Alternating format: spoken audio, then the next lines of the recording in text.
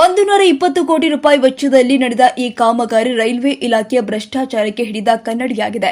ನನ್ನ ಆರೋಪದಲ್ಲಿ ಸತ್ಯಾಂಶ ಇಲ್ಲದಿದ್ದರೆ ಸ್ವತಃ ರೈಲ್ವೆ ಇಲಾಖೆ ಮೇಲಧಿಕಾರಿಗಳು, ಬಾಗಲಕೋಟೆ ಜಿಲ್ಲೆಯ ಜನಪ್ರತಿನಿಧಿಗಳು ಸ್ವತಃ ಹೋಗಿ ವೀಕ್ಷಿಸಬಹುದಾಗಿದೆ. ಅತಿ ಶೀಘ್ರದಲ್ಲಿ ಉದ್ಘಾಟನೆಗೊಳ್ಳುವ ಈ ನಿಲ್ದಾಣ ದುರ್ಗತಿಗೆ ತಲುಪಿದ್ದು, ಇದರ ಹೊಣೆಗಾರರು ಯಾರು ಇದ್ದಾರೆ ಅಂತ ರೈಲ್ವೆ ಹೋರಾಟ ಸಮಿತಿ ಅಧ್ಯಕ್ಷ ಕುತುಬುದ್ದೀನ್ ಖಾಜಿ ಪ್ರಶ್ನಿಸಿದ್ದಾರೆ. ಆತ್ಮೀಯ ಪತ್ರಿಕಾ ಮಿತ್ರರೇ, ಪ್ರಕಟಣೆ ಕೃಪೆಗಾಗಿ 10/6/2024 ಇಂಜಿನಿಯರಿಂಗ್ ಪಾಸ್ ಮಾಡಿರ್ಬೇಕು. ವಿಚಿತ್ರ ಆಗೈತೆ ನಮ್ಗೆ. ಬರ್ರಿ ಹಂಗ ಬರ್ರಿ. ಇದು ದುರಂತ ನೋಡ್ರಿ. ಸಾರ್ವಜನಿಕರ ಬೋಗಸ್ಗೆ ದೊಡ್ಡ ದುರಂತ ಇದು. ಈಗ ನಿರ್ಮಾಣದ ಕೊನೆ ಹಂತದಲ್ಲಿ ಇಂಥ ರೈಲ್ವೆ ನಿಲ್ದಾಣ ಇದು.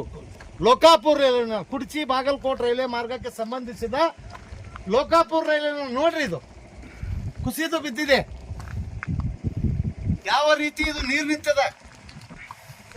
ಅಧಿಕಾರಿಗಳಿಗೆ ಅಷ್ಟು ಆಲೋಚನೆ ಇರ್ಲಕ್ಕಿಲ್ಲ. ಮಳೆ ಬಂದ್ರೆ ನೀರು ಯಾವ ಕಡೆ ಕಳಿಸ್ಬೇಕು, ಆಮೇಲೆ ಸಾರ್ವಜನಿಕ ಆಸ್ತಿ ಹೆಂಗ ಅದರ ರಕ್ಷಣೆ ಮಾಡಬೇಕು, ಅದರ ಒಂದು ಲೆಕ್ಕಾಚಾರವನ್ನ ರೈಲ್ವೆ ಅಧಿಕಾರಿಗಳಿಗೆ ಇಲ್ಲ.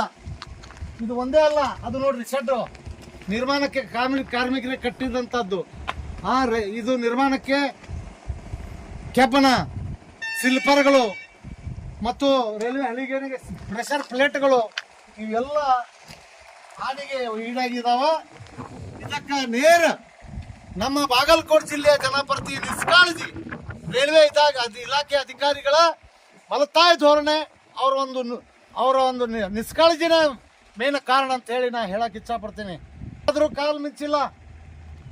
ಮುಂದೆ ಇದಕ್ಕಿಂತ ಹೆಚ್ಚಿಗೆ ಆಗುವಂತ ಹಾನಿಯನ್ನು ತಪ್ಪಸ್ರಿ. ಇಲ್ಲಾಂದ್ರೆ ದೇವ್ರು ನಿಮ್ಗೆ ಒಳ್ಳೇದು ಮಾಡಂಗಿಲ್ಲ. ಬರ್ರಿ ಮುಂದೆ ನೋಡ್ರಿ. ಈ ಕಡೆ ಬರ್ರಿ.